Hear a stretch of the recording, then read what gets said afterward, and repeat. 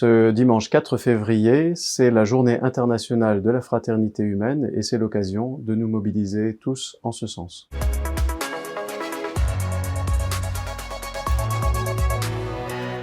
La journée internationale de la fraternité humaine a été voulue par l'ONU en décembre 2020. C'est une décision qui, bien sûr, rejoint d'autres journées internationales qui sont proches ou qui vont dans le même sens. Mais cette journée-ci a été voulue en référence notamment à ce qui s'est passé à Abu Dhabi en février 2019, puisque le 4 février 2019, le pape François, avec le cheikh Ahmed El-Tayyeb, qui est connu comme étant le grand imam d'Al-Azhar, une institution prestigieuse de l'islam sunnite en Égypte. Le 4 février 2019, donc, ils ont signé un document qui s'intitule justement « Document pour la fraternité humaine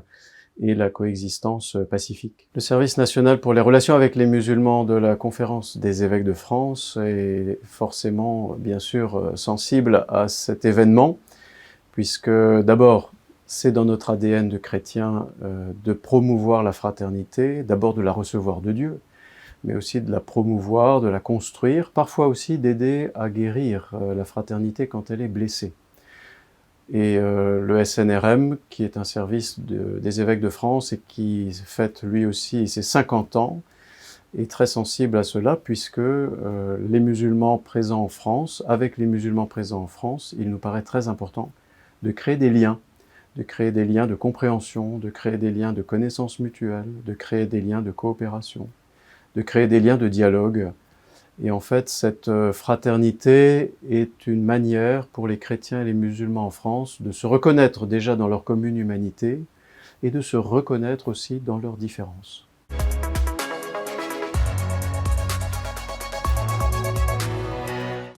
Si l'on regarde les écritures bibliques, évidemment, on va très vite découvrir que la paternité divine, la paternité de Dieu, notre Créateur,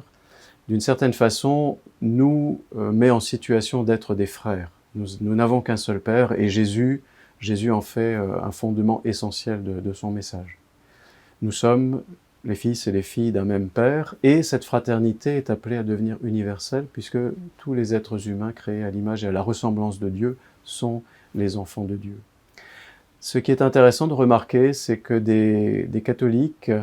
dans leur histoire personnelle, je pense par exemple à Louis Massignon, je pense à Charles de Foucauld, je pense à Christian de Chergé,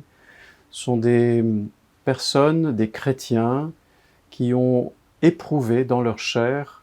le don de la fraternité, parce que dans les 3 cas que je viens de mentionner, ils ont eu la vie sauve à une époque de leur vie par l'intervention de musulmans qui ont parfois même tout donné pour qu'ils puissent avoir la vie sauve.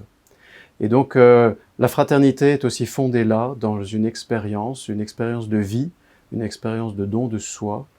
et c'est un don de Dieu, et c'est un don de Dieu qui passe aussi par la charité la plus haute que des personnes expriment dans toutes les religions.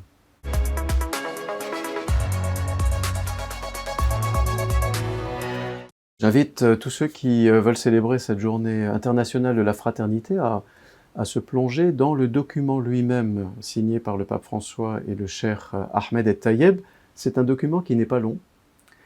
et c'est un document qui nous permet véritablement d'honorer en plus cette journée internationale qui, chose assez exceptionnelle, se base sur un événement religieux et qui honore les croyants. Et ce document en plus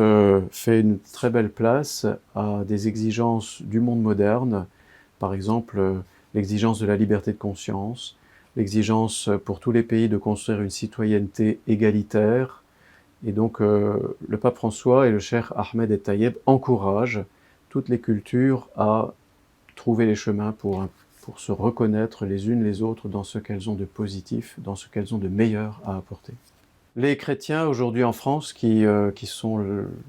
désireux de participer à cette journée de la fraternité, qui sont désireux de la célébrer, moi je les invite